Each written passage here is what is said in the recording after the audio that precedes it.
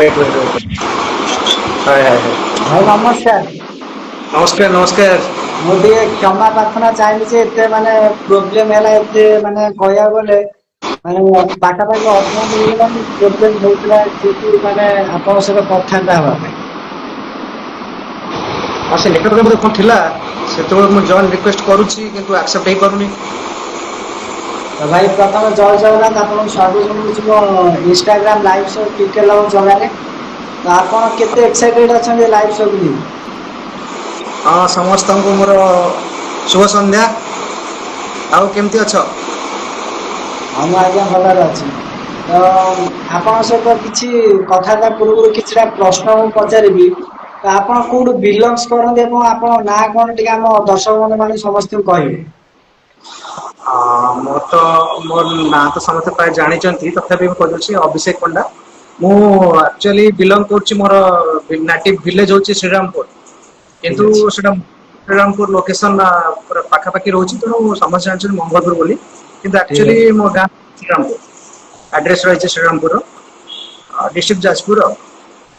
ଠିକ ଅଛି ତ ଯେମିତି କିି ଆପଣଙ୍କ ସହିତ କଥା ହେବା ପୂର୍ବରୁ ଆଉ ଗୋଟେ ପ୍ରଶ୍ନ ଆପଣଙ୍କ ଆଗରେ ରଖିବି। ତ ଆପଣ ଯୋଉ କ୍ରିକେଟିଂ କ୍ୟାରିୟର ମାନେ କୋଉଠୁ କୋଉ ମସିହାରେ କେବେ କଣ ଷ୍ଟାର୍ଟ ହେଇଥିଲା ମାନେ କେବେ ଇଚ୍ଛା ହେଇଥିଲା ଯେ ମାନେ ହଁ ମୁଁ ଏଇ ବର୍ଷ ଫାଇନାଲି ମାନେ ଟୁର୍ଣ୍ଣାମେଣ୍ଟ ଖେଳିବାକୁ ଯିବି? ନାଇଁ ଆକ୍ଚୁଆଲି ମୁଁ ଛୋଟବେଳୁ ମୋ କ୍ରିକେଟ ପ୍ରତି ବହୁତ ଇଣ୍ଟରେଷ୍ଟ ଥିଲା। ହଁ ଆଉ ମୁଁ ଯେତେବେଳେ କ୍ଲାସ ସେଭେନ୍ଥରେ ପଢୁଥିଲି କ୍ଲାସ ଆଜ୍ଞା ସେଭେନରେ 2003 2003ରେ ମୁଁ ଡେବ୍ୟୁ କରିଥିଲି। ଦୁଇ ହଜାର 2003 ତିନି ଫାଷ୍ଟ ହଁ ଯାଇଥିଲି କୋଉ ଟିମ ଏଗେନଷ୍ଟ ରେ ଡେବ୍ୟୁ କରିଥିଲେ?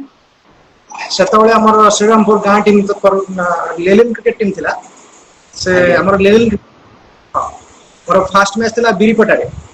ବିରିପଟା ବିରିପଟା ଭର୍ସେସ ଶ୍ରୀରାମ ବିରିପଟା ଶ୍ରୀରାମପୁର ଠିକ ବିରିପଟା ଶ୍ରୀରାମପୁର ଆଉ ସେତେବେଳେ ମୋର 2003ରେ ଥିଲା ଆଉ ମତେ ସେତେବେଳେ 7 ନମ୍ବର ବ୍ୟାଟିଂ ଛାଡ଼ିଥିଲେ ଛୋଟ ଛୁଆଟେ ଭାବିଥିଲେ 7 ନମ୍ବର ବ୍ୟାଟିଂ ଛାଡ଼ିଥିଲେ ଆଉ ଦୁର୍ଭାଗ୍ୟବଶତଃ ମୁଁ ପ୍ରଥମ ଓଭରରେ ମାତ୍ର 1 ରନ କରି ଷ୍ଟମ୍ପିଂ ହେଇଥିଲି। ଠିକ ଅଛି ମାନେ ଆପଣ ଆଉଟ ହେଇଯାଇଥିଲେ 1 ରନ କରି।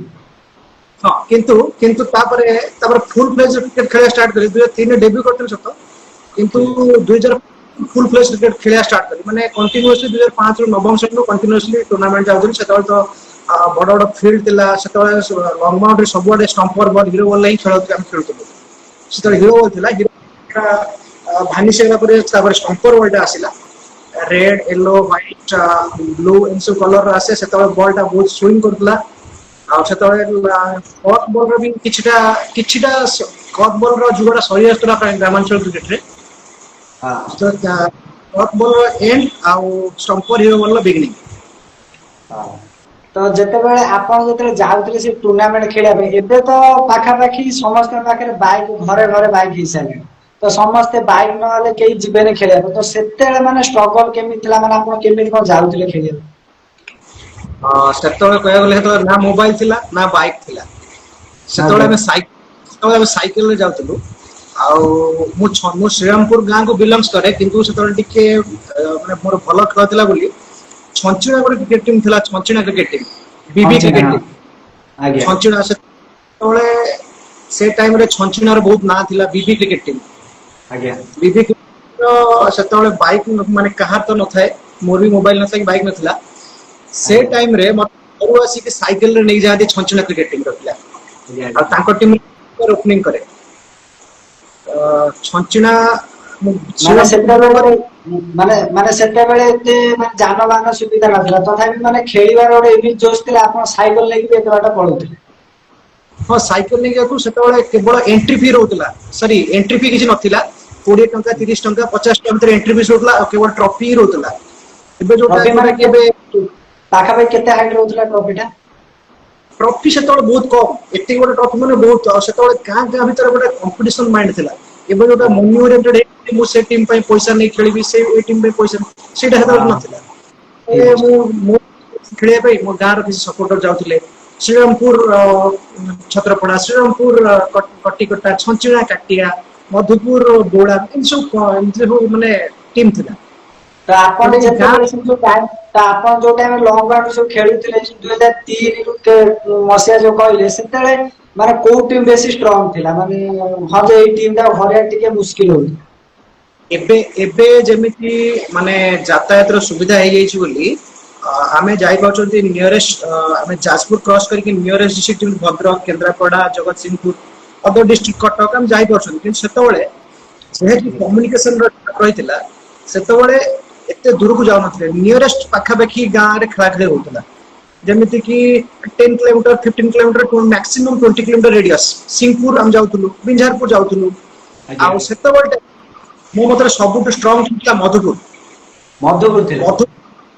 ସେତେବେଳେ ମଧୁପୁରକୁ ଅଷ୍ଟ୍ରେଲିଆ ଟିମ୍ କୁହାଯାଉଥିଲା ମାନେ ତାଙ୍କ 2003 କ୍ୟାପ୍ଟେନ କିଏ ଥିଲେ ମାନେ ସେତେବେଳେ ତାଙ୍କ କ୍ୟାପ୍ଟେନ କିଏ ମାନେ କ୍ୟାପ୍ଟେନ ଏବେ ସେ ଭାଇଙ୍କୁ ତାଙ୍କ ନାଁଟା ଏକ୍ଜାକ୍ଟଲି ମନେ ପଡୁନି ତାଙ୍କ ଡାକ ନାଁ ହଉଛି ଲୁଲା ତାଙ୍କ ଭଲ ନାଁଟା ଏକ୍ଜାକ୍ଟଲି ମନେ ବେଷ୍ଟ ଠିକ କିନ୍ତୁ ଅଛି। ତାଙ୍କ ଦୁଇ ଜଣ ମାନେ ଟପ୍ 3 ଆସିବେ ଅମିୟ ପୃଷ୍ଟି ଅମିୟ ଜେନା ଆଉ ଜଗା ଆଜ୍ଞା ଜଗା ଏ ତିନି ଜଣ ବିଧ୍ୱଂସକାରୀ ବ୍ୟାଟ୍ସମ୍ୟାନ ଆଜ୍ଞା ଏମିତି କି ସେ ପ୍ରତି ଓଭରରେ 5ଟି ଛକା ମାରିବାର କାପାସିଟି ରଖନ୍ତି। ତ ଆପଣ ଏତେ ସାରା କଥା କହିଗଲେ ତ ଏମିତି କୋଉ ଟିମ୍ ଥିଲା ବଡ ଟିମ୍ ଏଗେନ୍ଷ୍ଟ କେବେ ଡେବ୍ୟୁ କରିଛନ୍ତି ମାନେ ସେ ମ୍ୟାଚ୍ ଟା କଣ ହାରିଥିଲେ ଜିତିଲେ କଣ କେତେ ରନ୍ କରିଥିଲେ କହିବେ ଟିକେ? ମୁଁ ମଧୁପୁର ଫିଲ୍ଡରେ ଖେଳ ହଉଥିଲା ସେତେବେଳେ ମୋର +2 ଫାର୍ଷ୍ଟ ଇୟର କୋଉ ପ୍ଲସ ମସିହା ଟୁ କୋଉ ମସିହା କଥା କହୁଛନ୍ତି? +2 ଫାର୍ଷ୍ଟ ଇୟର ସେତେବେଳେ ଯାଇଥିଲି ମୁଁ ଷାଠିଏବାଟି ଟିମ୍ ପଟରୁ ଯାଇଥିଲି ଖେଳିବା ପାଇଁ ମତେ ଡାକି ନେଇଥିଲେ ଥାଲୁକୁଡିରେ ଯୋଉ ଗୋଟେ ଜାଗାଟା ଅଛି ଏବେ ଯୋଉଠି ରାଜବୀର କ୍ରିକେଟ ଯୋଉ ଖେଳ କରୁଛନ୍ତି ଆଜ୍ଞା ସେପଟେ ରୋଡ ସାଇଡ୍ ରୋଡ୍ ସାଇଡ୍ ମୁଁ ଖେଳୁଥିଲି ଛଞ୍ଚଣା ପଟରୁ ଫାଷ୍ଟ ମ୍ୟାଚ୍ ମୋ ମନ 12ଟା ବଲ୍ 29 ମାରିଥିଲି। 12ଟା ବଲ୍ 29 ସେତେବେଳେ 8ଟା ଟିମ୍ ଟୁର୍ଣ୍ଣାମେଣ୍ଟରେ 8ଟା ଟିମ୍ ଖେଳ ହଉଥିଲା ଏବେ ଯେମିତି ଆଜ୍ଞା 16ଟା 32ଟା 8ଟା team quarter final semifinal final round quarter ଫାଇନାଲରେ ମାରିଥିଲି ସୋଲପାଟ ଗୋଟେ ଟିମ୍ ଥିଲା 12ଟା ବଲରେ 29 କରିଥିଲି ଆଉ ସେକେଣ୍ଡ ମ୍ୟାଚ୍ 47 କରିଥିଲି ତେଣୁ 60ଟି ପିଲା ଦେଖିଲେ ଓମ୍ ପ୍ରକାଶ ରଣା ବାପି ରଣା ବୋଲି ଜଣେ ଅଛନ୍ତି ସେ ଆଜ୍ଞା କହିଲେ ଆମ ଏରିଆ ଛଞ୍ଚଣା ପଟରୁ ଖେଳୁ କେମିତି ଖେଳୁ ଠିକ ଅଛି। ମ୍ୟାଚ୍ ଖେଳିବା ପାଇଁ ଭାଇ ଆଉ ଆପଣଙ୍କ 60 ଭଏସ ଟା ଟିକେ ସ୍ଲୋ ହଉଛି ଆପଣଙ୍କ ଭଏସ ଟା ଟିକେ ସ୍ଲୋ ହଉଛି।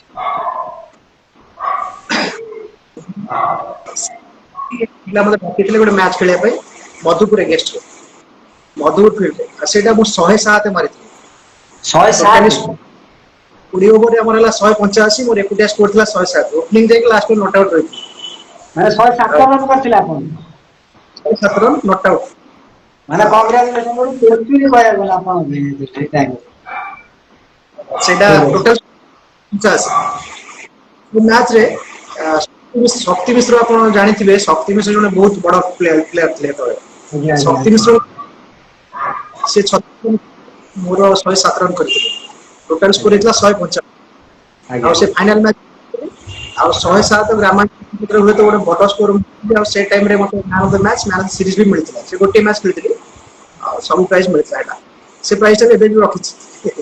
ତ ଏଇ ଯୋଉ କ୍ରିକେଟିଂ କ୍ୟାରିୟର କେବେ ଗୋଟେ ଇଚ୍ଛା ହେଇନି ଗୋଟେ ସ୍ପୋର୍ଟସ ଏକାଡେମୀରେ ଯାଇ ଜଏନ୍ କରିବି ହଁ ଓଡିଶା ପାଇଁ ଖେଳିବି କେବେ ଦେଶ ପାଇଁ ଖେଳିବି କେବେ ଇଚ୍ଛା ହେଇନି? ଏଇଟା ଇଚ୍ଛା ବି ଥିଲା ଆଉ ସ୍ପୋର୍ଟସ ଏକାଡେମୀରେ ଖେଳି ବି ଥିଲି ଜଏନ୍ ବି କରିଥିଲି ଆମର ଆଜ୍ଞା ଭୁବନେଶ୍ୱର ଚଏସ୍ ସ୍ପୋର୍ଟିଂ ଶହୀଦ ଆଜ୍ଞା ନଗରରେ ସେଇଠି ମୁଁ କ୍ରିକେଟ ଖେଳିଛି ଆଉ ସେଠି କ୍ଲବରେ ଆଡମିସନ କରିଥିଲି ଆମର କୋଚ୍ ଥିଲେ ଏଇଟା କୋଉ ଶଶାଙ୍କ ଦାସ ମସିହା କଥା କହୁଛନ୍ତି ଯେତେବେଳେ ଆଡମିସନ କରିଥିଲେ? ଆଡମିସନ କରିଥିଲି 2011 2011 ଆଜ୍ଞା 11ରେ ଆଡମିସନ କରିଥିଲି ସେତେବେଳେ ମୋର ସେତେବେଳେ ବିଟେକ୍ ଆପଣଙ୍କୁ ଚାଲିଥିଲା କେତେ ବର୍ଷ ହେଇଥିଲା ସେତେବେଳକୁ? 2006ରେ ମେଟ୍ରିକ ହେଲେ 16 5 21 ବର୍ଷ ଠିକ ଅଛି ଠିକ ଅଛି ହଁ ଆଗକୁ କୁହନ୍ତୁ ସେତେବେଳେ ଆମର କୋଚ୍ ଥିଲେ ଶଶାଙ୍କ ଦାସ ଆଜ୍ଞା ସେଇ ବର୍ଷ ଓପିଏଲ ହେଇଥିଲା ଓଡିଶା ପ୍ରିମିୟର ଲିଗ୍ ଆଜ୍ଞା ଓପିଏଲ ହେଇଥିଲା ଫାଷ୍ଟ ଷ୍ଟାର୍ଟ ହେଇଥିଲା ସେଇ ଗୋଟେ ବର୍ଷ 8ଟା ଟିମ୍ ହେଇଥିଲା ଦେବାଶିଷ ମହାନ୍ତି ଶିବସୁନ୍ଦର ଦାସ ଥିଲେ କାହାର ଢେଙ୍କାନାଳ କ୍ୟାପ୍ଟେନ୍ ଥିଲେ ଆଜ୍ଞା ତାପରେ ଅନୁଗୁଳ ଟସ୍କର୍ସ କ୍ୟାପ୍ଟେନ୍ ଏମିତି ଅନୁଗୁଳ 8ଟା ଟିମ୍ ଟକ୍କର ହେଇଥିଲା ଆଜ୍ଞା Angul tusker Cuttack Barabati tigers western samurai Rourkela ଏମିତି ସବୁ 8ଟା ଟିମ୍ ହେଇଥିଲା ଏସବୁ ଟିମ୍ ଥିଲା ଲାଷ୍ଟ ଆଉ ଗୋଟେ ବାଲେଶ୍ୱର ବାଘାସ ଗୋଟେ ଟିମ୍ ହେଇଥିଲା ବାଲେଶ୍ୱର ବାଘସ ବାଲେଶ୍ୱର ବାଘର୍ସ ବାଲେଶ୍ୱର ବାଘସ ତା କ୍ୟାପ୍ଟେନ୍ ଥିଲେ ଗୋବିନ୍ଦ ପୋଦାର ଆଜ୍ଞା ଗୋବିନ୍ଦ ହଁ ଗୋବିନ୍ଦଙ୍କର ନାଁ ଶୁଣିଛୁ। ଆମର କୋଚ ଥିଲେ ଶଶାଙ୍କ ଦାସ ଯିଏ କି ସେ ବାଲେଶ୍ୱର ବାଘାସର କୋଚ ଥିଲେ। ଶହୀଦ ସ୍ପୋର୍ଟିଂ ର କୋଚ କିନ୍ତୁ ବାଲେଶ୍ୱର ବାଘ ଟିମ ର କୋଚ ଆପଏଣ୍ଟ ହେଇଥିଲେ। ତେଣୁ ଆଜ୍ଞା ଆମର ଗୋଟେ ହୋପ ଥିଲା କି ଆମେ ବି ସେଠି ଚାନ୍ସ କିଛିଟା ପାଇବୁ। ଯେହେତୁ ଆମ ଆଜ୍ଞା କୋଚ ଅଛନ୍ତି ପାଇବୁ।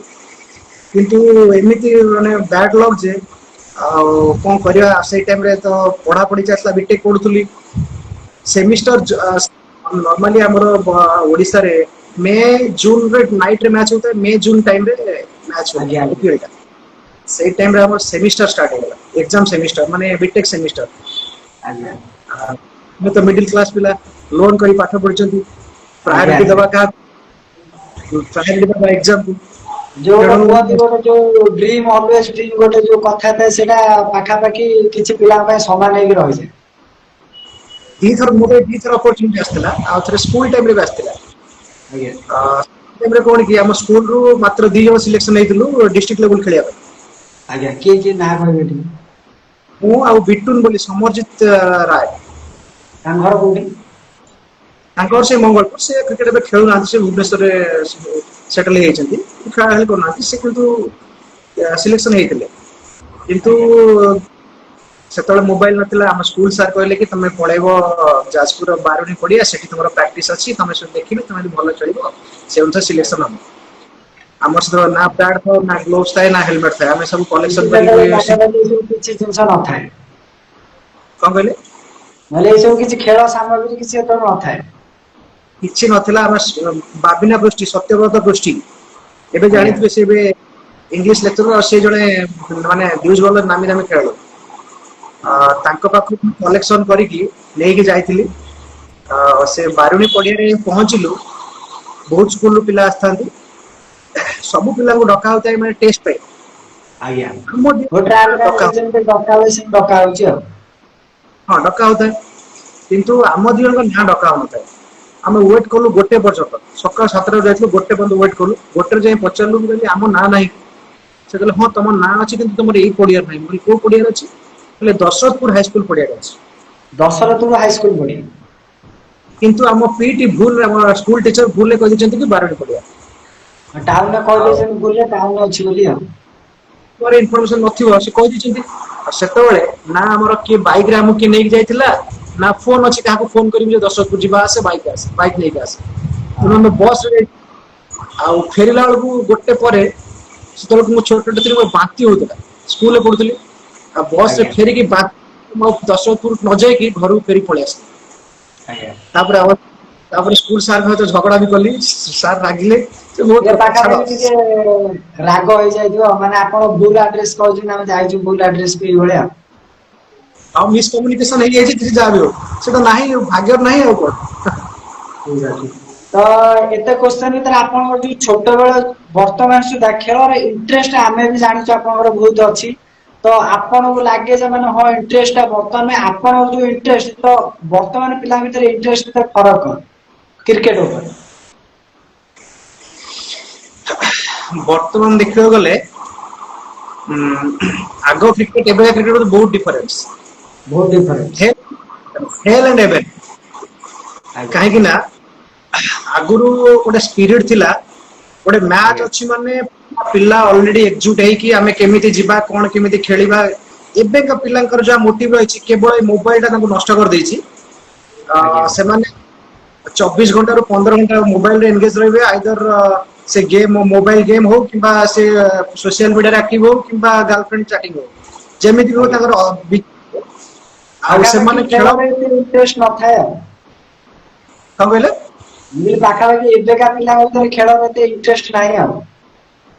ଟୋଟାଲି ଇଣ୍ଟରେଷ୍ଟ ନାହିଁ କହିଲେ ଚଳେ ଆଉ ଆଜ୍ଞା ମାନେ କେବଳ ଗୋଟେ ମନି ଓରିଏଣ୍ଟେଡ ହେଇଯାଇଛନ୍ତି ହଁ ମୁଁ ଯିବି ଆଉ ଏବେ ତ କ୍ରିକେଟ ର ଫର୍ମାଟ ବଦଳି ଯାଇଛି ଆଉ ଆଗରୁ କଣ ଆମେ ଗୋଟେ ମ୍ୟାଚ ଖେଳିବାକୁ ଗଲେ ଗୋଟେ ଦିନ ୱେଷ୍ଟ ଯାଉଥିଲା। ସେମାନେ ଯାଉଛନ୍ତି ଫର୍ମାଟ ବଦଳି ଯାଇଛି 10 ମିନିଟ୍ 15 ମିନିଟ୍ ଅଧଘଣ୍ଟାରେ ଗେମ୍ ଶେଷ। ତେଣୁ ସେମାନେ ଗଲେ ସେଟାକୁ ଗୋଟେ ସିରିୟସଲି ନଉନାହାନ୍ତି ଯିବି 5-10ଟା ବଲ୍ ବୁଲେଇବାର ଅଛି ବାଜିଲେ ବାଜିବେ ତ 500 ଟଙ୍କା 1000 ଟଙ୍କା 300 ଟଙ୍କା ଯାହା କଲେକ୍ସନ କରିବି ଆସିଲି ବାସ୍ ମୋର ଯୋଉଟା କି କ୍ରିକେଟ ର ମାନକୁ ବହୁତ କମେଇ ଦେଇଛି। ସେଇଟା ନ କହିଲେ ଭଲ। ମତେ ବହୁତ ଏ କଥା ଶୋଧିବେ, ମାନେ ବହୁତ ଯେ ପିଲା ଦେଖୁଥିବେ ଯିଏ କରେଣ୍ଟଲି। ତ ଏତେ କ୍ୱେଶ୍ଚନ ଭିତରେ ଆଉ ଗୋଟେ ପରବର୍ତ୍ତୀ କ୍ୱେଶ୍ଚନ ଆପଣଙ୍କ ଆଗରେ ରଖିବି, କେବେ ଯାଜପୁର ଜିଲ୍ଲା ବାହାରକୁ କେବେ ଯାଇଛନ୍ତି ଖେଳିବା ପାଇଁ? ଟିମ୍ ହଁ ନେଇକି ଯାଜପୁର, ଗୋଟେ କୋଉଠି ହଁ ଯାଇଛନ୍ତି? ଯାଜପୁର ଜିଲ୍ଲା ବାହାରୁ ହେଇଛି, ଏବେ ବି କରେଣ୍ଟଲି କଟକରେ ମୁଁ ଖେଳୁଛି। ଆମର ଟିମ୍ ଯେମିତି ଗୋଟେ ସେପାରେଟଲି ଗୋଟେ ଟିମ୍ ଥାଏ, ନେଇକି ଯାଆନ୍ତି ଏକାଠି ଯାଆନ୍ତି ଖେଳିବା, ସେମିତି କେବେ ଯାଇଛନ୍ତି? ବୁଝିପାରିଲେନି ଆଉଥରେ। ମାନେ ଯେମିତି ଗୋଟେ ପାଖାପାଖି ଆପଣ ଯେମିତି କହିଲେ ଆମ ଗାଁରେ ଗୋଟେ ଟିମ୍ ଥିଲା, ସେମିତି ଆପଣ ଗୋଟେ ବଡ ଟିମ୍ ରେ ଖେଳି କେବେ ଯାଜପୁର ଜିଲ୍ଲା ବାହାରକୁ ଯାଇଛନ୍ତି ଖେଳିବା ପାଇଁ?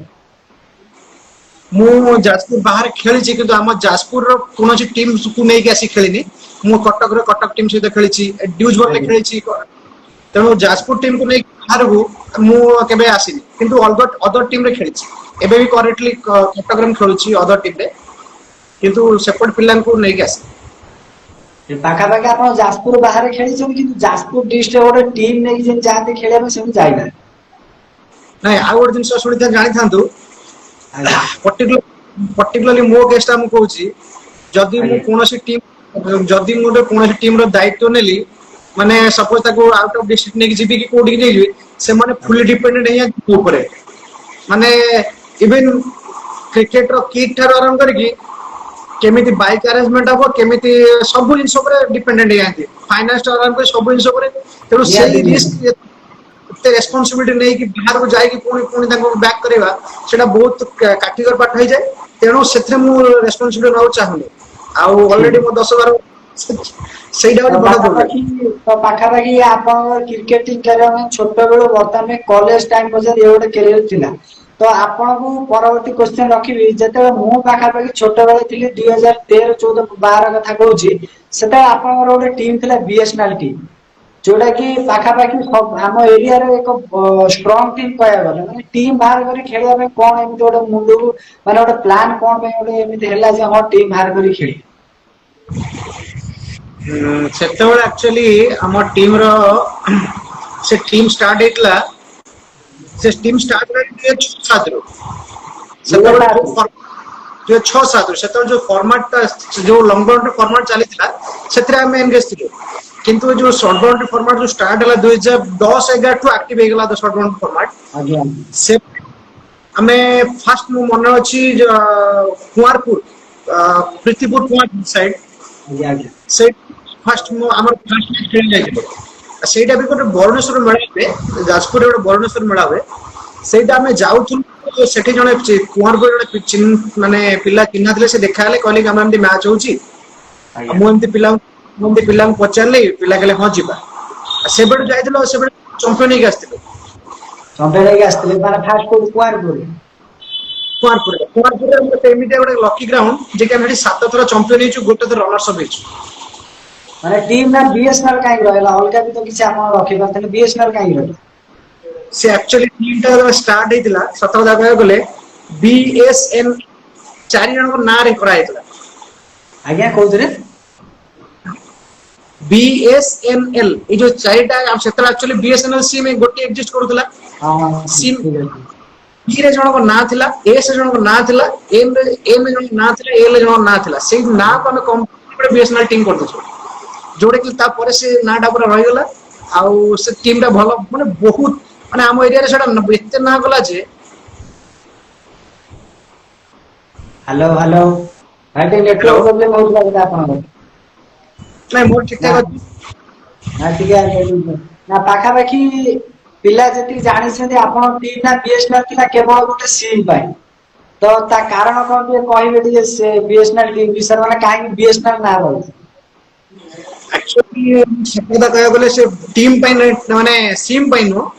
ଏଇଟା ଆଜ୍ଞା ଚାରି ଜଣ ଆମର ବଡ ଭାଇ ଥିଲେ, ତାଙ୍କ ନାଁ ଅନୁସାରେ ଆମେ ଟିମ୍ ନେଇଥିଲୁ। ବବୁଲ, ସିକୁନା, BS, ଆଜ୍ଞା। N ରେ L ରେ ଲିଙ୍କୁ, 4 ଜଣଙ୍କ ଆମେ ସେ ଆମ ବଡ ଭାଇ ଯାକ ସମସ୍ତଙ୍କର ହେଲା। ପାଖାପାଖି ସେ 4 ଜଣ ସେ ଭାଇଙ୍କର ନାଁ ଥିଲା, ସେ ଏମିତି ଗୋଟେ ନାଁ ଥିଲା ଯେ ଗୋଟେ ସିମ୍ ଅନୁସାରେ ରହିଗଲେ BSNL। ବାସ୍ ବାସ୍ ବାସ୍, ଟିମ୍ ବନେଇଥିଲୁ। ଆଉ ସେ ବବୁଲ ଭାଇ ଯଦି ସେ ଦେଖୁଥିବେ, ବବୁଲ ଭାଇ ଏବେ ବି ମୋ ସହିତ, ମାନେ ବବୁଲ ଭାଇ, ସିପୁନା ଭାଇ, ଲିଙ୍କୁ ଭାଇ, ସମସ୍ତେ ଆମର ବଡ ଭାଇ। ଆଉ ତାଙ୍କରି ନାଁ ଅନୁସାରେ ଆମେ ଟିମ୍ ଟି ବନେଇଥିଲୁ, ହେଲା ଠିକ କି? ଅଛି। ତ ବର୍ତ୍ତମାନ ପାଇଁ ଆପଣ ଯେତିକି ମାନେ ସେଇ ଯୋଉ ଟାଇମ ରେ ଆପଣ ବିଏସଏନଏଲ ଟିମ୍ କରି ଖେଳୁଥିଲେ ସେତେବେଳେ ଟପ୍ 5ଟା ଟିମ୍ ନା କହିବେ ହଁ ଏଇ ଟିମ୍ ପୁରା ଷ୍ଟ୍ରଙ୍ଗ, ଏଇ 5ଟା ଟିମ୍ ପୁରା ଷ୍ଟ୍ରଙ୍ଗ ଅଛି। ମାନେ ସେ ଟାଇମରେ ତ ଆଜ୍ଞା ଆଜ୍ଞା ଫର୍ମାଟ ଯେତେବେଳେ ଷ୍ଟାର୍ଟ ହେଲା ସେଇ ଗୋଟେ ଫର୍ମାଟ ଥିଲା ଭଦ୍ରକର ଆନ୍ଦପୁର। ଆନନ୍ଦପୁର ଗୋଟେ ଥିଲା, ସେକେଣ୍ଡରେ ବିଏସଏନଏଲ। ଆନ୍ଦପୁର ବିଏସଏନଏଲ ବହୁତ, ତାପରେ royal Jajpur town royal. Jajpur town royal. Royal BSNL ସବୁଆଡେ ଫାଇନାଲ 2 ଜଣ ଟକରା ଟକରି।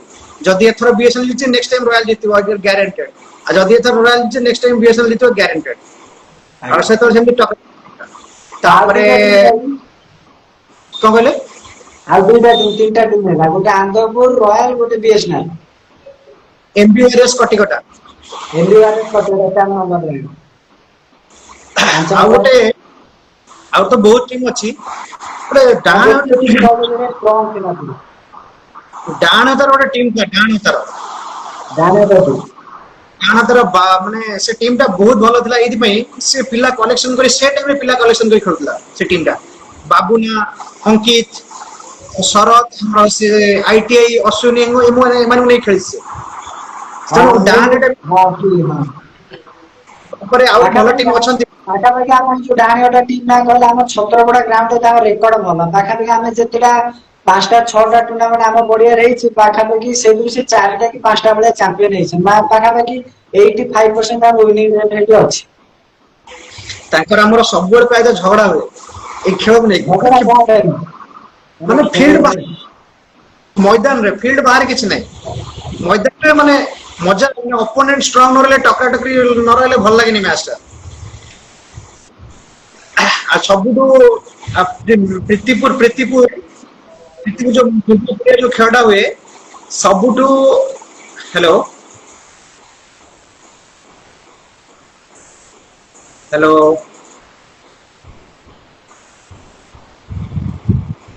ହଉ ହ୍ୟାଲୋ ହଉ ଠିକ ଅଛି। ସେଇ ଟାଇମରେ ଏଇ ଯୋଉ 5ଟା ଟିମ୍ ଷ୍ଟ୍ରଙ୍ଗ ଥିଲେ, ଗୋଟେ ରୟାଲ, ଗୋଟେ ଆନ୍ଦପୁର, ଆଉ ଗୋଟେ ବିଏସନାଲ, ଆଉ ଗୋଟେ ରହିଲା ଡାଣିଆଟା, ଆଉ ଗୋଟେ ରହିଲା କିଏ କାହା ନାଁ କହିଲେ କଟିକଟା। ଏଇ 5ଟା ଟିମ୍ ସେତେବେଳେ ହରେଇବା ପାଇଁ ପୁରା ମୁସ୍କିଲ ଥିଲା।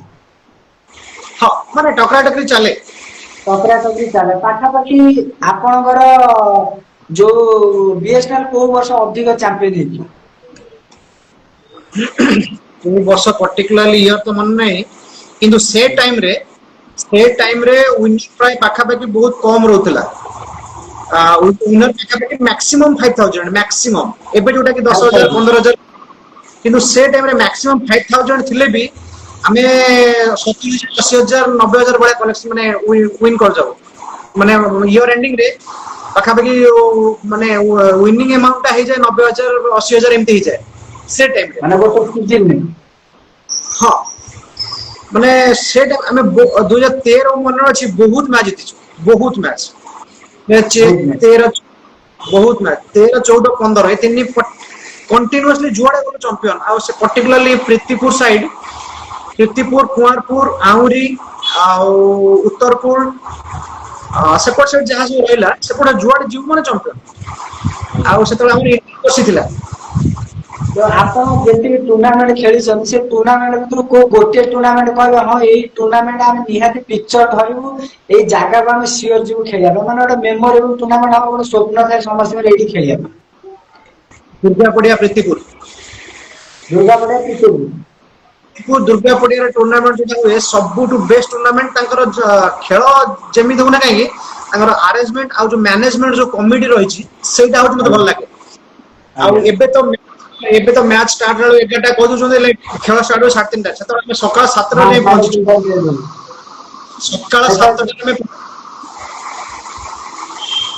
ୱିଥ ଆଧାର ସେତେବେଳେ କାର୍ଡ କଣ ୱିଥ କେମିତି ଷ୍ଟାର୍ଟ ହଉଥିଲା ମାନେ ଏଇ ଯୋଉ କହିଲେ ଆପଣ, ଏବେ ତ ବର୍ତ୍ତମାନ ପାଇଁ ଯାହା ଜାଣିପାରିଲେ 3ଟା ପୂର୍ବରୁ କେହି ଆସୁନାହାନ୍ତି କି 2ଟା ପୂର୍ବରୁ ଆସୁନାହାନ୍ତି। ତ ସେଟା ଯୋଉ ଆପଣଙ୍କ ଟାଇମରେ ଯୋଉ 2013 15 16 କଥା କହୁଛି, କେତେବେଳେ ମ୍ୟାଚ ଷ୍ଟାର୍ଟ ହୁଏ?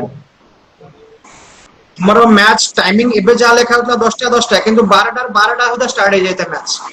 ଆଉ ପ୍ରୀତିପୁରରେ କିନ୍ତୁ 10 11 ସୁଦ୍ଧା ଷ୍ଟାର୍ଟ ହେଇଯାଏ। ଆଉ ସକାଳ 7ଟାରେ ଆମେ ଯାଇ ପହଞ୍ଚିଛୁ ୱିଥ ଆଧାର କାର୍ଡ ସେମାନେ ଆଲାଉ କରନ୍ତିନି ମାନେ ଆଉଟସାଇଡର୍ସ। ଆପଣ 15 ସ୍କ୍ୱାଡ ଡିକ୍ଲେୟାର କରିବେ ୱିଥ୍ ଆଧାର କାର୍ଡ ଆପଣ ଦେବେ ସେଠି ଆମେ ଚମ୍ପିୟନ ହେଇଛୁ ଯୋଉଟା କି ମୋ ଲାଇଫ ର ସବୁ ମେମୋରେବଲ ମ୍ୟାଚ୍ ହଉଛି ପ୍ରୀତିପୁର ଚାମ୍ପିୟନ ବି ହେଇଛି। ପ୍ରୀତି ଚମ୍ପିୟନ ହେଇଛୁ ଯୋଉଟା କି ସବୁଠୁ ମୋ ଲାଇଫ ର ମେମୋରେବଲ ମ୍ୟାଚ୍ ଏଇଥିପାଇଁ 24 ବଲ୍ 10 ରନ୍ ଥିଲା ହାତରେ 5ଟା ୱିକେଟ ଥିଲା ଆମେ ମ୍ୟାଚ୍ ଜିତିଛୁ ଆଉ ସେଇଟାକୁ ପୁଣି ମୁଁ 4ଟା ୱିକେଟ ନେଇଛି 5ଟାରୁ 4ଟା ୱିକେଟ ମୁଁ ନେଲି ସମସ୍ତଙ୍କୁ କ୍ଲିନ୍ ବୋଲ୍ଡ କରି ମାନେ ପାଖାପାଖି ହାରିଆ ମ୍ୟାଚ୍ ଆପଣ ଗୋଟେ କଣ୍ଟେଷ୍ଟ କରି ସେଇଠି ଜିତିଛନ୍ତି। ଅପୋନେଣ୍ଟ ର କୋଉ ଟିମ୍ ଥିଲା? ଅପୋନେଣ୍ଟ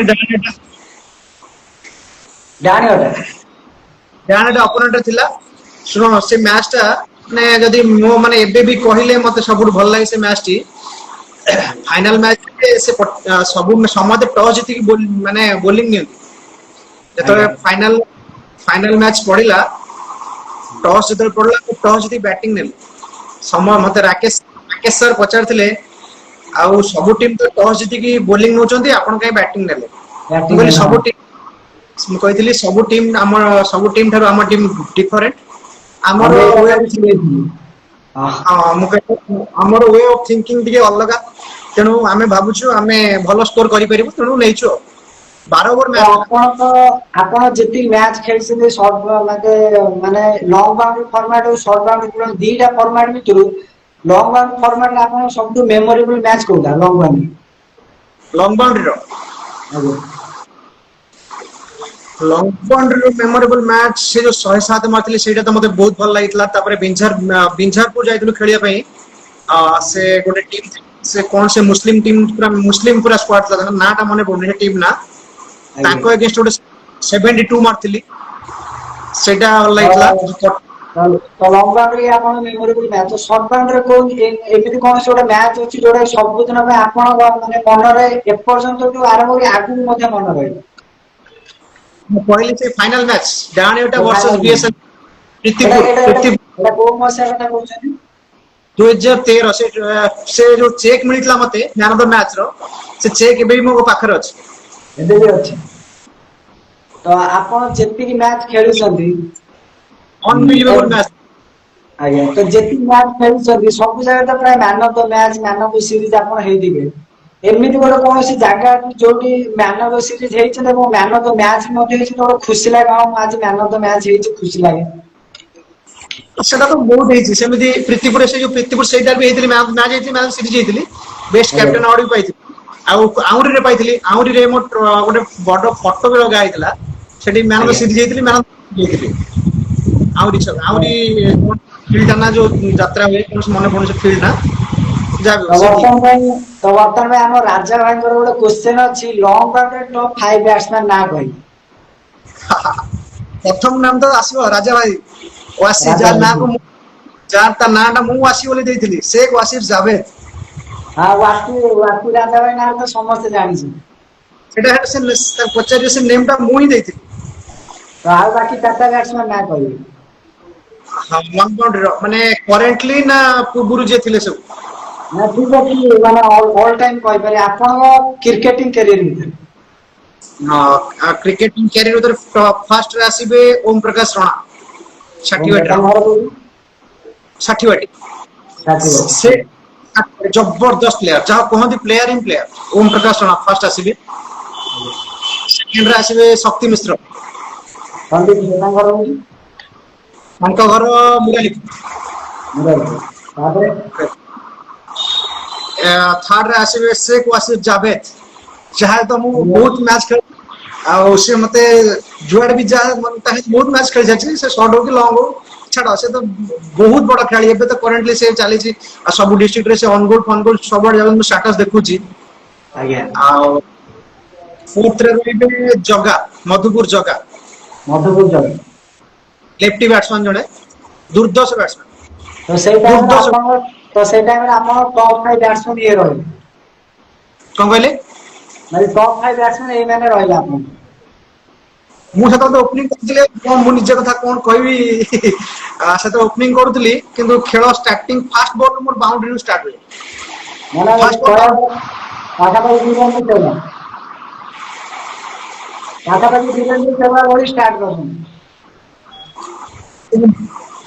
ମୁଁ କହିଲି ପାଖାପାଖି ବୀରେନ୍ଦ୍ର ସେବକ ଯେମିତି ଫାଷ୍ଟ ବଲ୍ 4 ମାରନ୍ତି ଆପଣ ସେମିତି ଖାତା କଲେ ନା କଣ? ହଁ ଭାଇ ସେମିତି ତ ହଉଥିଲା ସେ ଟାଇମରେ, ଆଉ କଣ କରିବା। ଠିକ ଅଛି। ତ ବର୍ତ୍ତମାନ ଏତେ କୋଶ୍ଚେନ ଭିତରେ ପରବର୍ତ୍ତୀ କୋଶ୍ଚେନ ଆପଣଙ୍କ ପାଇଁ ରଖିବି। ତ ବର୍ତ୍ତମାନ ଷ୍ଟେଜରେ ମାନେ ପାଖାପାଖି 2020 ପରେ ତ ବର୍ତ୍ତମାନ ପୂର୍ବରୁ ତ ଯଦି ଟପ୍ 5 ଟିମ୍ ନା କହିବି ତ ବର୍ତ୍ତମାନ ପାଇଁ ଟିମ୍ ତା ଟିମ୍ ଭିତରେ ତ ପୁରା ଆକାଶ ପାତାଳ ଫରକ ଅଛି। ତ ବର୍ତ୍ତମାନ ପ୍ରେଜେଣ୍ଟଲି ଝୁଲାବଲ ଫର୍ମାଟ ଯାଜପୁର ଡିଷ୍ଟ୍ରିକ୍ଟ ଭିତରେ ଟପ୍ 5 ବେଷ୍ଟ ଟିମ୍ ନା କହିବି। ହଁ ମୁଁ ଟପ୍ 5 ପାଞ୍ଚ ଟିମ୍ ହଁ ନମ୍ବର ଏବେ ତ କାହାକୁ? ଏବେକା ତ ଟପ୍ 5 ଟିମ୍ କହିବି, ତା ପୂର୍ବରୁ ଗୋଟେ କଥା କହିବି, ଏଇଟା କେହି ଖରାପ ଭାବିବେନି। ନା ନା ଏବେ କେହି ତ ଖରାପ ଭାବିବେନି। ଏବେ ଯାହା ସିଚୁଏସନ, କୌଣସି ଟିମ୍ ଏକ୍ଜିଷ୍ଟ କରିବା କଷ୍ଟକର। କାହିଁକି ନା ସପୋଜ ମୁଁ ଦେଖିବି ମୁଁ ଗୋଟେ ଟିମ୍ ର ଓନର, ମୁଁ ଦେଖୁଛି ଆଜ୍ଞା କଣ ନା ଏ ଟିମ୍ ରେ ଏ ପିଲା ଟା ଭଲ ଖେଳୁଛି, ସେ ପିଲାକୁ ମୁଁ ତା ପର ମ୍ୟାଚ୍ ତାକୁ ନେଇ ଆସିଲି। ଆଜ୍ଞା। ବି ଟିମ୍ ରୁ ଭଲ ଖେଳୁଛି ତାକୁ ନେଇ ଆସିଲି, ସି ଟିମ୍ ରୁ ସେ ପିଲାଟା ଭଲ ଖେଳୁଛି, ଯାହା ଦ୍ଵାରା କି ସବୁ ଟିମ୍ ର ଗୋଟେ ମୋ ଟିମ୍ ବନେଇବା ପାଇଁ ମୁଁ 11ଟା ଟିମ୍ ର ପ୍ଲେୟାରକୁ ନେଇ ଆସିଲି, ସେଇ ତାଙ୍କ ଟିମ୍ ର ସେ ମେନ୍ ବ୍ୟାଟ୍ସମ୍ୟାନ୍ ଥିଲା କି ମେନ୍ ବୋଲର ଥିଲା, ସିଏ ପଳେଇ ଆସିଲା ପରେ ସେ ଟିମ୍ ୱିକ୍ ହେଇଗଲା, ସେ ତାପରେ ଖେଳିବାକୁ ଯାଉନାହାନ୍ତି ସେଠି। ଏଇଟା ହଉଛି ଗୋଟେ ବଡ ପ୍ରୋବ୍ଲେମ ବର୍ତ୍ତମାନ ପାଇଁ। ବଡ ତେଣୁ ପ୍ରୋବ୍ଲେମ। ବଡ ପ୍ରୋବ୍ଲେମ ବର୍ତ୍ତମାନ ପାଇଁ, ଆଉ ସେଇଥିପାଇଁ ଅପୋନେଣ୍ଟ ବହୁତ ୱିକ୍ ରହୁଛି, ଆଉ ସେଇଥିପାଇଁ ଖେଳର କ୍ରିକେଟର ମାନେ ମାନଟା ତା ଭ୍ୟାଲୁ ଟା ଆସ୍ତେ ଆସ୍ତେ କମି ଯାଉଛି ଆଉ। ଯୋଉ କୋଶ୍ଚେନ ଥିଲା, ଟପ୍ 5 ଟିମ୍ ରେ ବର୍ତ୍ତମାନ ପାଇଁ ଆସିବ ଅଲଷ୍ଟାର ଚାଉଳ ଫାଷ୍ଟ। 1 ନମ୍ବର ଠିକ ଅଛି। ଅଲଷ୍ଟାର ଚାଉଳ ଆସୁଛି। ଆଜ୍ଞା। ତାପରେ 2 ନମ୍ବରରେ ଆସୁଛି ବିର୍ଜାପୁରର କଣ ସେ ଟିମ୍ ଟା ନାଁ ମନେ ପଡୁନି, ବିର୍ଜାପୁରର ନା ନା ମାନେ ସ୍ଲୋ ବଲ୍ ଫର୍ମାଟ କଥା କହୁଛି, ସ୍ପିଡ ବଲ୍ ଫର୍ମାଟ କଥା ନୁହେଁ। ତାପରେ ଆସିବ ମଙ୍ଗଳପୁର ୱାରିୟର୍ସ। ମଙ୍ଗଳପୁର ୱାରିୟର୍ସ ଠିକ ଅଛି। 2 ନମ୍ବରରେ ମଙ୍ଗଳପୁର ୱାରିୟର୍ସ, ଫାଷ୍ଟରେ ଅଲଷ୍ଟାର ଚାଉଳ।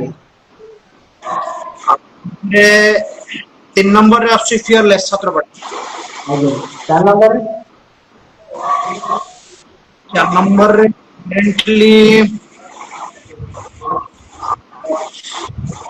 ପାଲଟପୁର। ପାଲଟପୁର ମାଲଟପୁର। ଗୋଟେ ରାଇଜିଂ ଟିମ୍, ମାନେ ସେ ହଁ ଲେବୁଲରେ ପହଞ୍ଚିନି, ରାଇଜିଂ ଟିମ୍। ୟଙ୍ଗଷ୍ଟାର। ସେ ଲେବୁଲରେ ପହଞ୍ଚିନି, କିନ୍ତୁ ରାଇଜିଂ ଟିମ୍ ଉଠୁଛି, ଧୀରେ ଧୀରେ ଉଠୁଛି। ତ 5 ନମ୍ବରରେ କାହାକୁ ରଖିବେ? ତାପରେ ଆଉ ଲୋକାଲିଟିରେ ରହିବ ସେ ରୟାଲ ଫାଇଟ୍ ଟିମ୍ ଆସୁନାହାନ୍ତି, ଖେଳୁନାହାନ୍ତି। ଆଜ୍ଞା। ତାପରେ କଟିକଟା ପୂଜା କଟିଗଲା। ନାହିଁ ସେମିତି ଏକ୍ସିଷ୍ଟେନ୍ସ ନାହିଁ। ତ ଦେଖିବାକୁ ଗଲେ ଯେମିତି ଆପଣ କହିଲେ, ତ ବର୍ତ୍ତମାନ ପାଇଁ ରାଜା ଭାଇଙ୍କର ଆଉ ଗୋଟେ, ଆଜ୍ଞା ଗୁଣ୍ଡିଚା ନଗର। ଗୁଣ୍ଡିଚା ନଗର ମାନେ ମହେନ୍ଦ୍ର ଭାଇ ଟିମ୍। ବହୁତ ବର୍ଷ ଖେଳିଲାଣି, ବହୁତ ବର୍ଷ ସେ ଟିମ୍ ଖେଳିଲାଣି, କିନ୍ତୁ ସେତିକି ଇମ୍ପାକ୍ଟ ନୁହଁ ତାର। ତ ବର୍ତ୍ତମାନ ରାଜା ଭାଇଙ୍କର ଆଉ ଗୋଟେ କୋଶ୍ଚେନ ହେଲା, ଯେମିତିକି ଆପଣ କହିଲେ ମାନେ ଅଲଷ୍ଟାର ଚାଉଳ ହେଇଯାଉ, ମାନେ ଯେମିତି କି ଏଠିକା ପିଲା ସେଠିକି ନଉଛି, ସେ ଆପଣ ଯେମିତି କହିଲେ କି ମାନେ ସବୁ ମାନେ ଭଡାଟିଆ କହିବାକୁ ଗଲେ ପାଖାପାଖି। ତ ସେ ଯୋଉ ରାଜା ଭାଇଙ୍କର କୋଶ୍ଚେନ ଅଛି ଯେ, ଏମିତି କିଛି ରୁଲ କରିହବ ଯୋଉଥିରେ କି ମାନେ ଭଡାଟିଆ ପିଲା କେହି କାହା ପଟେ ଖେଳିବେନି। ସେଇଟା ଯଦି ମୁଁ ତ ଯଦି ଗୋଟେ ଚାହିଁବି, ସେଇଟା ସେ ରୁଲ ଟା ଇମ୍ପ୍ଲିମେଣ୍ଟ କରିପାରିବି କି ନିଜ ସପୋଜ ମୁଁ ଗୋଟେ ଟିମ୍ କୁ ଦେଲି, ନିଜ ପଞ୍ଚାୟତ ଛଡା ବିୟଣ୍ଡ ପଞ୍ଚାୟତ ତମେ ଯାଇପାରିବ ନାହିଁ, ପଞ୍ଚାୟତ ବାହାରକୁ ଯାଇପାରିବ ନାହିଁ।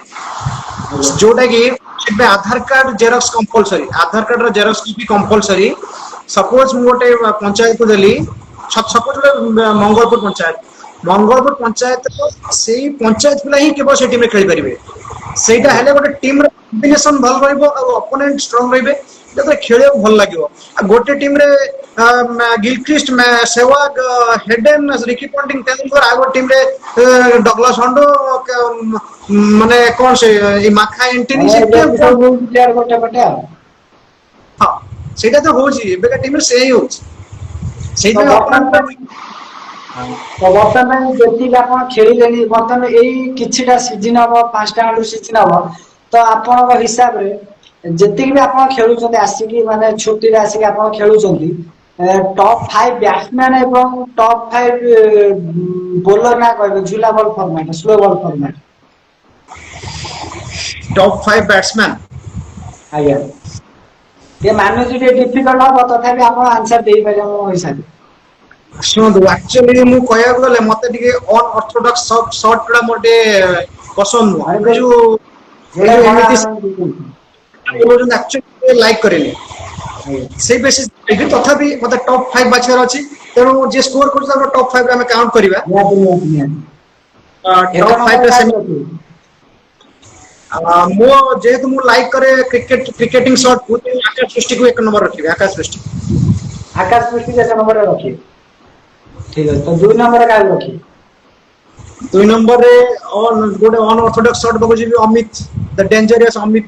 ସେ ରନ୍ କରୁଛି ମୋର ନା ନା ଆପଣ ଆମ ଯାଜପୁର ଡିଷ୍ଟ୍ରିକ୍ଟ ଭିତରେ କହିବେ ତ ଅମିତ ଯାଜପୁର ବାହାରେ ହେଇଯାଉଛି। ସ୍ଲୋ ବଲ୍ ଫର୍ମାଟ ଆମ ଯାଜପୁର ଡିଷ୍ଟ୍ରିକ୍ଟ ଭିତରେ। ଆଚ୍ଛା ଆଚ୍ଛା ଆକାଶ ସୃଷ୍ଟି ପରେ 2ରେ ଆସିବେ ଈଶାନ ମହାନ୍ତି।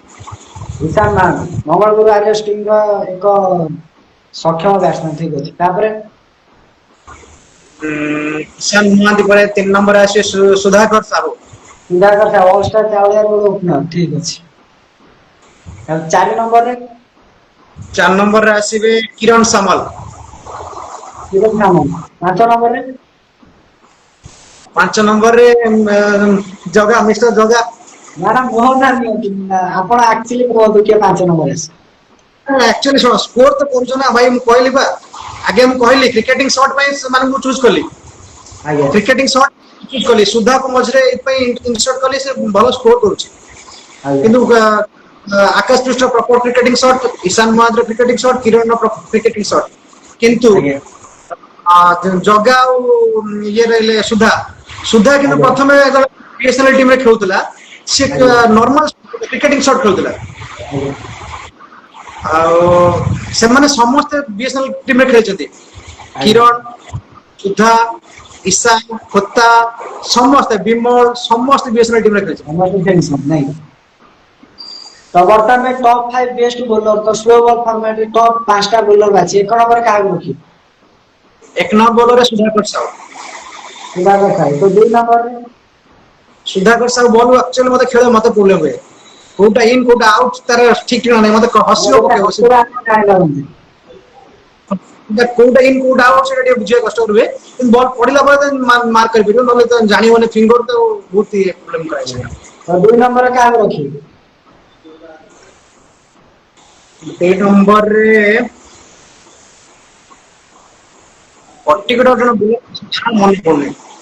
ପର୍ଟିକୁଲାର ଜଣେ ବୋଲର ଅଛି ତା ନାଁ ମନେ ପଡୁନି।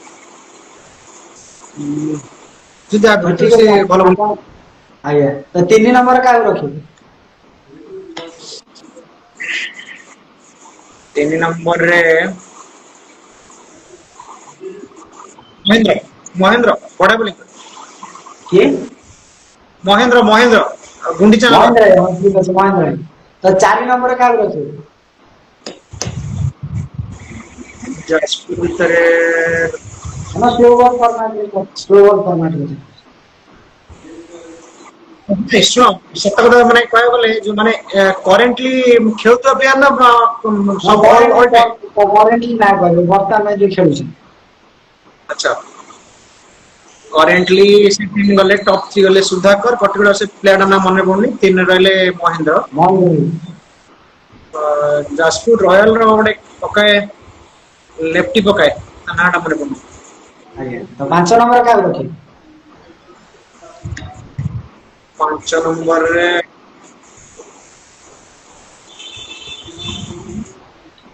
କିଏ ରହିଲା? ପାଲଟପୁରରେ ଗୋଟେ କଟକ ପକଉଛି କଣ ତା ନା ଡେଙ୍ଗା ହେଇକି ପିଲାଟା? ସଚିନ୍ ଉଦ୍ଧବ ପତଳା ହେଇକି ପିଲାଟା। ଷଣ୍ଢ ଷଣ୍ଢ ନାହିଁ ମୁଁ ତା ନାଁ ଟା ମୁଁ ଜାଣିଛି ମୁଁ ମନେ ପୁରା ପତଳା ହେଇକି ପିଲାଟା। ଠିକ ଅଛି ତ ଏତେବେଳେ କୋଶ୍ଚିନ୍ ପରେ ତ ପରବର୍ତ୍ତୀ କୋଶ୍ଚିନ୍ ଆପଣଙ୍କ ଆଗରେ ରଖିବି ତ ଆପଣ କ୍ରିକେଟ କେବେ ଯେତିକି ବି ଖେଳିଛନ୍ତି ମାନେ ଯେତିକି ବର୍ଷ ହେଇଯାଉ ତ ଏଇ ଯୋଉ ବର୍ଷ ଭିତରେ ମାନେ ଏମିତି କୌଣସି ବୋଲର ଅଛି ଆପଣଙ୍କୁ ଯାହା ମାନେ ଯାହାକୁ ଖେଳିବା ପାଇଁ ଟିକେ ମୁସ୍କିଲ ହେଇଛି? ହ୍ୟାଲୋ ହ୍ୟାଲୋ ସବୁ ଫର୍ମାଟ ର?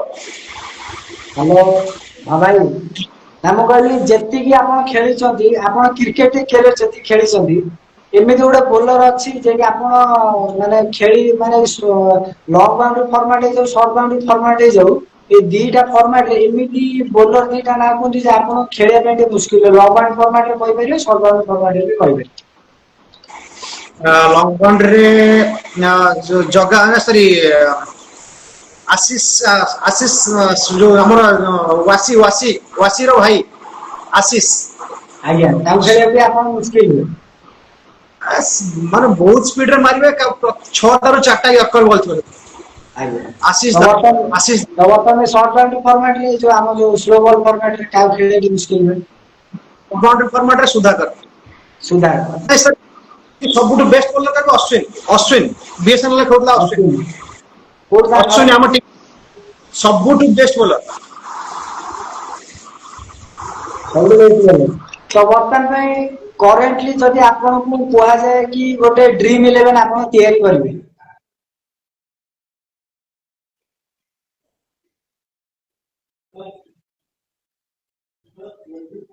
Hello hello.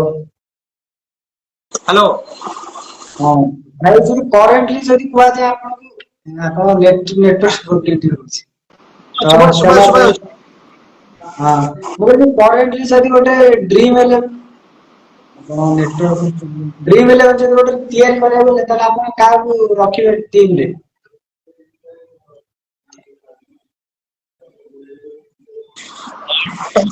ଫାଷ୍ଟ ରଖିବି ହଉ ଓପନର ଷ୍ଟାର୍ଟ କର ମାନେ କରେଣ୍ଟଲି ଯେ ବର୍ତ୍ତମାନ ଖେଳି ଆସୁଛନ୍ତି ତ ଆପଣ ଯଦି ପୂର୍ବରୁ ପଳେଇବେ 2013-14 ବର୍ତ୍ତମାନ ସେ ପ୍ଲେୟାର ଖେଳୁନାହାନ୍ତି କି ଏବେକା ପ୍ଲେୟାର ତା ଭିତରେ କୌଣସି କୋଉ ପିଲା ଖାପ ଖାଇ ପାରିବେ ନାହିଁ ତ ବର୍ତ୍ତମାନ ଏବେ ସେ କରେଣ୍ଟଲି ଖେଳୁଛି ଓପନର ଦୁଇଠୁ ଷ୍ଟାର୍ଟ କର।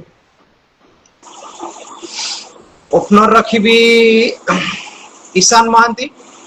ଆଜ୍ଞା। ସାହାଣୀ। ସାହାଣୀ ସରୋଜ ସାହାଣୀ। ଗୋଟେ ସେକେଣ୍ଡ ଟିକେ ହୋଲ୍ଡ କରିବେ ଲାଇନରେ ଥିବେ ଗୋଟେ ସେକେଣ୍ଡ। ଆଜ୍ଞା। ତ ଭାଇଙ୍କର ଟିକେ ନେଟୱର୍କ ପ୍ରୋବ୍ଲେମ ହଉଛି।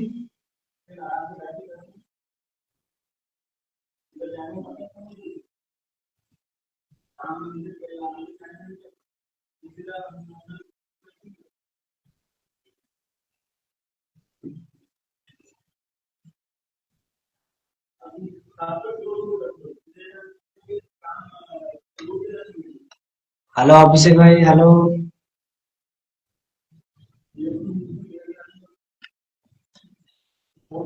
ହଁ ଭାଇ ଗୁଲସାନ ଭାଇ ଧନ୍ୟବାଦ ଏତେ ସମୟ ଲାଇଭ ଆପଣ ଯୋଡିକି ଭିଡିଓ ଦେଖୁଛନ୍ତି ତ ଧନ୍ୟବାଦ ଗୁଲସାନ ଭାଇ ତ ଭାଇ ୱେଲକମ୍ ଆଉ ଥରେ।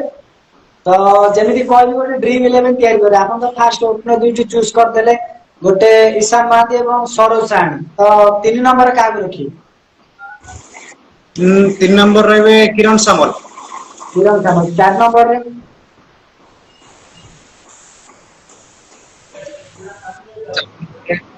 ସୁଧାକର ସାହୁ। ସୁଧାକର ତ 5 ନମ୍ବରରେ କାହାକୁ ରଖିବେ? 5 ନମ୍ବର ରହିବେ ମିଷ୍ଟର ଜଗା। ମିଷ୍ଟର ଜଗା ଠିକ ଅଛି ତ ଏଇ 5 ଜଣ ଭିତରୁ ୱିକେଟ କିପର କାହାକୁ ଆପଣ ବାଛିବେ? ୱିକେଟ କିପର ଆଜ୍ଞା। ସାହାଣୀ। ସାହାଣୀ ତ ବର୍ତ୍ତମାନ 5ଟା ଆପଣଙ୍କର ବ୍ୟାଟ୍ସମ୍ୟାନ ପଳେଇଲେ ତ 2ଟା ଅଲରାଉଣ୍ଡର ବାଛିବେ। ସେଥିରେ ତ ସୁଧା ଯାଉଛନ୍ତି ଅଲରାଉଣ୍ଡର ରେ। ଆଜ୍ଞା ଛଅ ପରବର୍ତ୍ତୀ ନମ୍ବରରେ ଆପଣ ପରବର୍ତ୍ତୀ 2ଟା ବର୍ତ୍ତମାନ ଆଉ 6ଟା ବ୍ୟାଟ୍ସମ୍ୟାନ ହଉ ବୋଲର ଆପଣ ବାଛିଲେ ଡ୍ରିମ ଇଲେଭେନ ଠିକ ଅଛି କିଛି ନାହିଁ। ତ 5 ନମ୍ବର ପରେ ତ 6 ନମ୍ବରରେ କାହାକୁ ରଖିବେ? 6 ନମ୍ବର ରହିବ ଶ୍ରୀରାମପୁରର ଚିଣ୍ଟୁ। କିନ୍ତୁ ଚିଣ୍ଟୁ ଶ୍ରୀରାମପୁର ଚିଣ୍ଟୁ। ଶ୍ରୀରାମପୁର ଚିଣ୍ଟୁ ଠିକ ଅଛି ତ 7 ନମ୍ବରରେ? 7 ନମ୍ବର ରହିବେ ବୋଲର ଆଣିବାକୁ ନାଇଁ ଅଲରାଉଣ୍ଡର ଦରକାର ନାଇଁ। ଆଜ୍ଞା। ପାଲଟପୁର ର କ୍ୟାପ୍ଟେନ କଣ ତାଙ୍କ ନା? ରିଷି। ରିଷି। ଆଜ୍ଞା ତ 8 ନମ୍ବରରେ କାହାକୁ ରଖିବେ? 8 ନମ୍ବର ରହିବେ ବୋଲର ଆଣିବାକୁ ପଡିବ। ତ ବର୍ତ୍ତମାନ ଆଉ 3ଟା ବୋଲର ଏଇନା ଚୁଜ କରିବେ। ନା ଆଉ 4ଟା ବୋଲର ଚୁଜ କରିବେ 4ଟା ବୋଲର ଭିତରୁ କୋଉ ବୋଲର କାହାକୁ ରଖିବେ? ବୋଲର ନା ତ ସବୁ ମନେ ପଡୁନି ଆକ୍ଚୁଆଲି ମୁଁ ଜାଣି ପାରୁଛି ନା ଆକ୍ଚୁଆଲି ମନେ ପଡୁନି। କୋଉ ଗାଁରେ କହିଦିଅନ୍ତୁ ମୁଁ ନାଁ କହିଦେବି। ଛତ୍ରପଡ଼ାର ନାଁ ଦୁଇ ତିନି ଜଣଙ୍କ ନାଁ କହିଲ ଯେ କଟର ପକାନ୍ତି କଣ ତାଙ୍କ ନାଁ? ହଁ ସୁଶାନ୍ତ। ସୁଶାନ୍ତ କୁ ରହିବେ 11 ନମ୍ବର ରହିବ ପ୍ରିୟାଂଶୁ ଆଉ ପ୍ରିୟାଂଶୁ ପ୍ରିୟାଂଶୁ ପ୍ରିୟାଂଶୁ ଅଲଗା ପ୍ରିୟାଂଶୁ ରଖିବ 8 ନମ୍ବର। 8 ନମ୍ବର ଗଲେ ତ 9 ନମ୍ବରରେ 9 ନମ୍ବରରେ ରହିବେ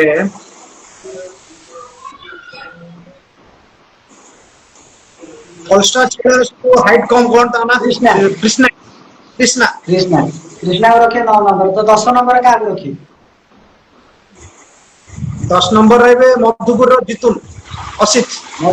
ଅସିତ। ଠିକ ଅସିତ ଅଛି ତ ଅନ୍ତିମ ପ୍ଲେୟାର ଡ୍ରିମ୍ 11 ଅନ୍ତିମ ପ୍ଲେୟାର। ଅନ୍ତିମ ପ୍ଲେୟାର ଆହୁରି କଟିକଟାର ତ ବହୁତ ପିଲା ଅଛନ୍ତି ମୁଁ ଆଡ କରିପାର ନାଁ ତ ମନେ ପଡୁନି କାହାର। କୋଉ ଗାଁ କହୁଛନ୍ତି ଯଦି କହିଦିଅନ୍ତୁ। କଟିକଟାର ଅକ୍ଷୟ ବୋଲି ପିଲାଟା ଅଛି ସେ ବହୁତ ଏକ୍ସପିରିଏନ୍ସ ପୁରୁଣା ପିଲା କିନ୍ତୁ ସେ ଆଜ୍ଞା ଗୁଡ ଲେନ୍ଥରେ ଭଲ ଲାଗେ ତାଙ୍କ ବଲ୍ ଟା। ଠିକ ଅଛି। ଅକ୍ଷୟ ତ ବର୍ତ୍ତମାନ ପାଇଁ ଆଉ ଗୋଟେ ଆପଣଙ୍କ ପାଇଁ ଡିଫିକଲ୍ଟ କ୍ୱେଶ୍ଚିନ୍ ଆପଣଙ୍କ ଆଗରେ ଆଣିଲି। ତ ବର୍ତ୍ତମାନ ପାଇଁ ଯେମିତି କି କହିଲି ଡ୍ରିମ୍ 11 ଆପଣ ଗୋଟେ ତିଆରି କରିଦେଲେ। ତ ପ୍ରତିବର୍ଷ ଭୁବନେଶ୍ୱରରୁ କଟକରୁ ଗୋଟେ ଟିମ୍ ଆସେ ଆପଣ ଯୋଉ ବଡ ଟୁର୍ଣ୍ଣାମେଣ୍ଟ ଖେଳିବା ପାଇଁ। ତ ରାଜା ଭାଇ ତାଙ୍କର ଡ୍ରିମ୍ 11 କରିଛନ୍ତି ଇଶାନ ସାହାଣୀ ନାଁରେ ଆପଣଙ୍କର ଠିକ ଅଛି। ଯୋଉ ଯେମିତି କି ଭୁବନେଶ୍ୱରରୁ ଗୋଟେ ଟିମ୍ ଆସେ ଏକାଠି ହେଇକି ଓନର ଗୋଟେ ଆସନ୍ତି ହୋମ ସାଇଡ୍ ଆମେ ହେଇଯାଉ କି ଅଲଗା ଟିମ୍ ବି ଅଛନ୍ତି ତ ତାଙ୍କୁ ଯଦି ଭୁବନେଶ୍ୱର ଗୋଟେ ଯଦି 11 ବେଷ୍ଟ ଆସିପାରୁଛି ତ ଯାଜପୁର ଜିଲ୍ଲା ଫର୍ମାଟରେ 11 ପ୍ଲେୟାର କାହାକୁ ବାଛିବେ ହଁ ତାଙ୍କ ସହିତ ଟକ୍କର ଦେଇପାରିବେ ଏବଂ ଜିତି ବି ପାରିବେ। ଯେତେବେଳେ ସେ ଭୁବନେଶ୍ୱର ଟିମ୍ ଫାଷ୍ଟ ଯେତେବେଳେ ଆସିଥିଲା ଆମ ଆଜ୍ଞା ଏରିଆକୁ ଗୋପୁର ମାର୍କେଟ ଉପରେ ଖେଳ ହଉଥିଲା। ଆଉ ମାର୍କେଟ ସେ ମଙ୍ଗଳପୁର ପ୍ରଥମେ ମାର୍କେଟ। ହଁ ସେ ପ୍ରଥମେ ଲିଗ୍ ହରେଇ ଦେଲେ ସେମିଫାଇନାଲରେ ବିଏସ୍ସି ସହିତ ପଡିଥିଲା। ଆଜ୍ଞା। ଆଉ ସେଠି ପୁରା ଟକରାଟକରି ଆମେ ମ୍ୟାଚ୍ ଟାକୁ ହାରିଥିଲୁ ସତ କିନ୍ତୁ ମ୍ୟାଚ୍ ଟାକୁ ପୁରା ଟକରାଟକରି ହେଇଥିଲା। ଆଉ ସିଏ କହିଲେ କି ଆଉ ଆମେ ଏତେ ଟିମ୍ ଖେଳୁଛୁ କିନ୍ତୁ ଏଇ ଟିମ୍ ଟା ସହିତ ଆମକୁ ଷ୍ଟ୍ରଙ୍ଗ ଗୋଟେ ଲାଗିଲା କି ଗୋଟେ ଟିମ୍ ସହିତ ଖେଳୁଛୁ। କୋଉ ଟିମ୍ କହିଲେ ବିଏସ୍ଏନାଲ୍? କଣ କହିଲେ? କୋଉ ଟିମ୍ କହିଲେ? ଅମିତର ଟିମ୍ ଟିମ୍ ଯୋଉଟା ଆସିଥିଲା। ହଁ ଅମିତ ସିଂ କାହା ସହିତ ପଡିଥିଲା ଆପଣ ବିଏସ୍ଏନାଲ୍ ଟିମ୍ ସହିତ? ହଁ ବିଏସ୍ଏନାଲ୍ ସହିତ ପଡିଥିଲା। ଯୋଉଟା କି ସେ କହିଲେ କି ଆମେ ଏପଟ ଏରିଆରେ ଗୋଟେ ଫିଲ୍ କରୁ ଗୋଟେ ଟିମ୍ ସହିତ ଆମେ ଖେଳୁଛୁ ଯୋଉଟା କି ଷ୍ଟ୍ରଙ୍ଗ ଟିମ୍ ଲାଗିଥିଲା। ସେ ଯାହା ବି ହଉ କିଛିଟା ଅମ୍ପାୟାର ଡିସିସନ ର ପାର୍ସିଆଲିଟି ହଉ କି ସେ ଯାହା ବି ହଉ ବାଏସ ଡିସିସନ ପାଇଁ ଆମେ ତ ହୁଏତ ହାରି ଯାଇଥିଲୁ। କିନ୍ତୁ ଯେତେଥର ବି ତାଙ୍କ ସହିତ ମିଟ୍ କରିଛୁ ଆଉ ମ୍ୟାଚ୍ ଚ୍ୟାଲେଞ୍ଜ ଉପରକୁ ଯାଇଛି। ଆଉ ତାଙ୍କ ତ ସହିତ ବର୍ତ୍ତମାନ ଟକ୍କରାଟକ୍କରି ପାଇଁ କରିଛୁ। ତ ଭାଇ ବର୍ତ୍ତମାନ ପାଇଁ ଭୁବନେଶ୍ୱରରୁ ଯେତିକି ପ୍ଲେୟାର ଆସିଛନ୍ତି କି କଟକରୁ ଯେତିକି ପ୍ଲେୟାର ଆସୁଛନ୍ତି ତ ଆପଣ ଅଲ୍ ଟାଇମ୍ ଫେଭରେଟ୍ ଗୋଟେ ପ୍ଲେୟାର ନାଁ କଣ? ଆଉ କଟକ ଭୁବନେଶ୍ୱର ଟିମ୍ ର? ଆଜ୍ଞା। ଅମିତ ଅଲ୍ ଟାଇମ୍ ଗୋଟିଏ ପ୍ଲେୟାର କହିବେ ଅମିତ। ତ ଭାଇ ଆପଣ ଜାଣିକି ଖୁସି ହେବେ କି ଅମିତ ରିସେଣ୍ଟ 2 ମାସ 3 ମାସ ତଳେ ଫର୍ମାଟରେ ସେଞ୍ଚୁରି ମାରିଛନ୍ତି। ଆପଣ ସେ ବିଷୟରେ କଣ କହିବେ? ସିଏ ତ ଛାଡ ତାଙ୍କ ବିଷୟରେ ସେ ଫର୍ମାଟରେ ସେ ତ ବାଦଶାହ କହିଲେ ଚଳିବ ଏବଂ ସେଇଟାକୁ ସେ ମାନେ ଅନଅର୍ଥୋଡକ୍ସ ପ୍ରତ୍ୟେକ ବଲ ବାଉଣ୍ଡ୍ରି ସେଟା କଣ କେମିତି ବୋଲିଂ କରିବ। ମୋ ମନେ ଅଛି ନା ବର୍ତ୍ତମାନ ପାଇଁ ସେ ସେଞ୍ଚୁରୀ ମାରିଛନ୍ତି ସେଟା ବର୍ତ୍ତମାନ ମାରିଛନ୍ତି ସ୍ପିଡ ବଲ୍ ଫର୍ମାଟ ରେ। ଗୋଟେ ସେ ମ୍ୟାଚ୍ ବିଷୟରେ ମନେ କଣ ଅଛି କହିବେ? ସେ ବିଷୟରେ କଣ କହିବି ସେ ଜଣେ ମାନେ ଏଇ ଯେକୌଣସି ସ୍ପିଡ ବଲ ହଉ କି ଯେକୌଣସି ବଲ ହଉ ସେ ସବୁ ଫର୍ମାଟ ରେ ବହୁତ ଭଲ ଖେଳୁଛନ୍ତି। ଆଜ୍ଞା ଆଉ ତାଙ୍କର ଗୋଟେ ଅଲଗା ପ୍ରକାର ସ୍ପିରିଟ ଦେଖିଛି ସେ ଯେତେବେଳେ ଫିଲ୍ଡିଂ କରନ୍ତି ସେ ଲେଫ୍ଟ ହ୍ୟାଣ୍ଡ ରାଇଟ୍ ହ୍ୟାଣ୍ଡ ସବୁ ୟୁଜ୍ କରନ୍ତି ଲେଫ୍ଟ ହ୍ୟାଣ୍ଡ ରେ ବି ଥ୍ରୋ କରନ୍ତି ଯୋଉଟା ଆଜ୍ଞା କି ତାଙ୍କର ଗୋଟେ ଦେଖଉଛି ଆଉ ବୋଲିଂ କଲାବେଳେ ହାଇ ଆର୍ମ ବଲ୍ ଯୋଉଟା କି ବଲ୍ ପିଚଅପ୍ କଲା ପରେ ଟର୍ନ ଯୋଉଟା ରାଇଟ୍ କି ଟର୍ନ ପ୍ଲସ୍ ବାଉନ୍ସ କିନ୍ତୁ ମୁଁ ତାଙ୍କ ବଲ୍ ଖେଳିଛି ବହୁତ ସର୍ଟ ବି ହୁଏ। ଆଉ ତାକୁ ଟିକେ ବ୍ୟାକଫୁଡ ଯାଇକି ପହଞ୍ଚ କରିପାରିବେ ଆପଣ ସ୍କୋୟାର କଟ କରିପାରିବେ ମୁଁ ବି କରିଛି ବହୁତ। କିନ୍ତୁ ଟିକେ ହାଇଟ୍ ପାଇଁ ପ୍ରୋବ୍ଲେମ ସେ ବହୁତ ହାଇଟ୍ ପ୍ଲେୟାର ଟା ଯୋଉଟା କି ସେ ହାଇ ରିଲିଜ କଲେ ବଲ୍ ଟା ବାଉନ୍ସ ଅନଇଭେନ୍ ବାଉନ୍ସ। ଟିକେ ଖେଳିବା ପ୍ରୋବ୍ଲେମ ହୁଏ नहले किछि नाही आराम से तो परवर्ती क्वेश्चन रखिबी वार बैटल हमर गोटे मु गोटे आपन सामने गोटे गेम रखुची वार बैटल जोटा कि दीटा प्लेयर ना कहबी आपन कहबी को प्लेयर एठी विन करबी ठीक तो है वर्तमान आसी राजू एवं सुधा राजू एवं सुधा सुधा सुधा के तो परवर्ती आसी किरण एवं ईशान किरण ईशान किरण फील्डिंग करियो बोललो बैटिंग करियो बोललो ईशान पार्ट टाइम बोल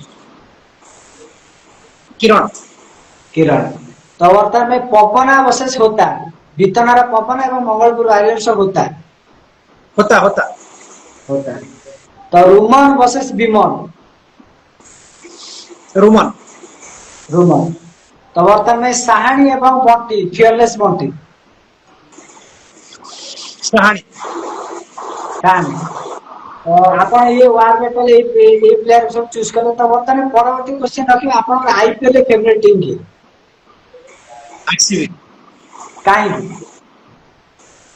विराट कोहली माय फेवरेट तो विराट कोहली पूर्व आपकी आपण सपोर्ट करथि नहीं जेता एक्चुअली आईपीएल टीम आईपीएल जो स्टार्ट ला 2008 रे मोर फेवरेट टीम थला केकेआर कोलकाता आगे अच्छा सेतबे विराट को के जानि नथिले मु हतो गांगुली एक्चुअली सौरभ गांगुली मोर आइडल मो कैप्टन जदी मो के भी मो माइंड रे आसे धोनी हुए तो आईसीसी ट्रॉफी जितिबार थाए किंतु जदी के भी इंडियन टीम को बने से सौरभ गांगुली आगे एक्चुअली गछ लगला से फळ खाइला ये से कथा न छाड़ो सेटा ଗୋଟେ स्टेटमेंट आडे सेटा भूल कहलाटा भूले छी एटा भूल हेजो किंतु गांगुली टीम टाको बनैथिला जेतबेले मैच फिक्सिंग स्कैंडल रे इंडिया फसिथिला सचिन तेंदुलकर को कैप्टन गला 72 मैच रु मात्र 10 ओवर मैच विन कला तेंदुलकर कैप्टनशिप छाड़ी देला सेतो गांगुली को कैप्टनशिप देला आउटसाइड इंडिया से जितवा स्टार्ट कला आउटसाइड इंडिया के भी इंडिया जिति परनथला आ गांगुली ता टाइम रे चारिटा आईसीसी इवेंट रो तीनटा आईसीसी इवेंट रो फाइनल मैच खेलछि आगे सब रनर सब तो परवर्ती क्वेश्चन रखिबी तो वर्तमान में जेतु प्लेयर सब खेलुछन स्लो बॉल फॉर्मेट हे जाउ स्पीड बॉल फॉर्मेट हे जाउ तो ताको किछ आपण कहिबे माने कोन केति खेलटा कोबळिया रे खेलिया दरकार हम तो कहि